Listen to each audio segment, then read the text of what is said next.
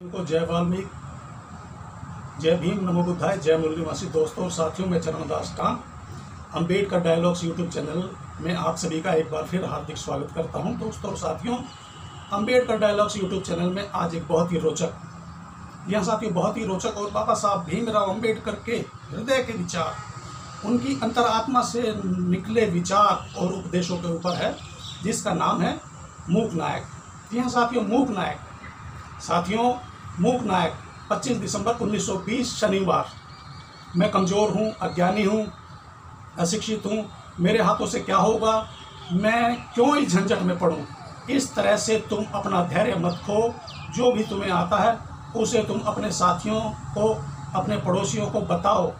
वह जो भी सत्य तुम्हें दिखता है उसे तुम अपनी भावी पीढ़ी को बताओ और समझाओ, और अपने पूर्वजों की गलत धार्मिक, सामाजिक वह रूढ़ी परंपराओं का त्याग करो और अपनी भावी पीढ़ी को अज्ञान के अंधेरे से बाहर निकालो। साथियों, इतना होकर भी यदि तुमने इसकी अनदेखी की तो फिर तुमने ही भावी पीढ़ी की प्रगति की हत्या की है, यह कहकर लोग तुम्हें ही दोष देंगे। अतः अपनी जिम्मेदारी समझकर जो तुम्हें अवसर मिला है उसका पूरा लाभ उठाओ और अपने समस्त समाज को भी लाभान्वित करो। अपने पूर्वजों का अनुकरण करने लायक कोई पूंजी हमारे पास है नहीं, इसलिए निराश मत होना, क्योंकि कर्तव्यपरायण पुरुष निराश होकर चुपचाप नहीं बैठता, वरन परिस्थितियों से संघर्ष करते हुए अपना मार्ग निकालकर स्वयं का तथा अपने समाज का उद्धार करता है।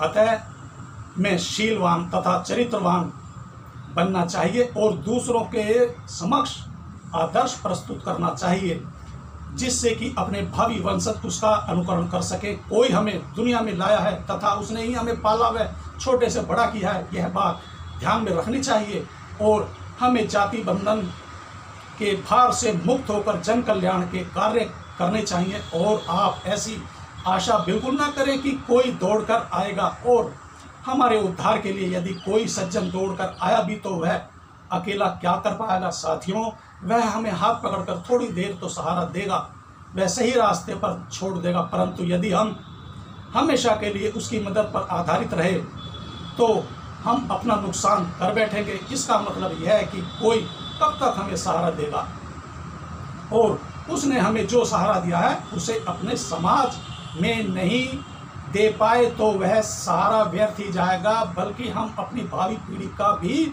सर्वनाश कर बैठेंगे। हमें अपने उद्धार के लिए स्वयं ही कठोर परिश्रम करना होगा।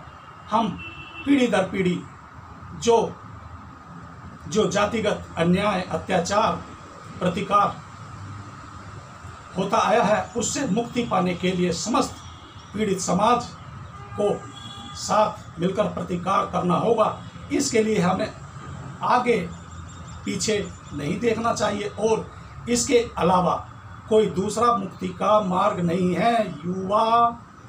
युवा अछूत भाई बहनों को गंभीरता से विचार कर अपना जीवन सफल बनाना चाहिए और उन्हें अपने समाज के दीनहीन को जागृत करना चाहिए। यह उचित नहीं है। हमें अपनी मातृभूमि के उद्धार के लिए भी प्रयत्नशील रहना चाहिए। दोस्तों और साथियों, बाबा साहब भीमराव अम्बेडकर ने यह मूक नायक एक शीर्षक देके हम बहुजनों, दलितों, अति दलितों और वाल्मीकियों के लिए एक ऐसा मैं तो इसे ग्रंथि कहूँगा कि जो हमारी आंख खोलने के लिए।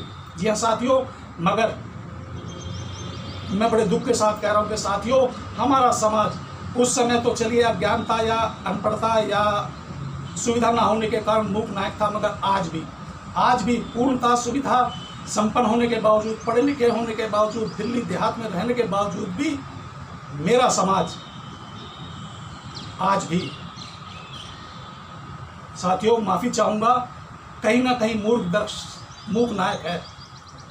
जी हाँ साथियों, मैं माफ़ी चाह रहा हूँ यदि किसी की भावना को ठेस पहुँची हो मेरे इन शब्दों से, मगर साथियों जो सत्य है वह कभी छुपता नहीं है।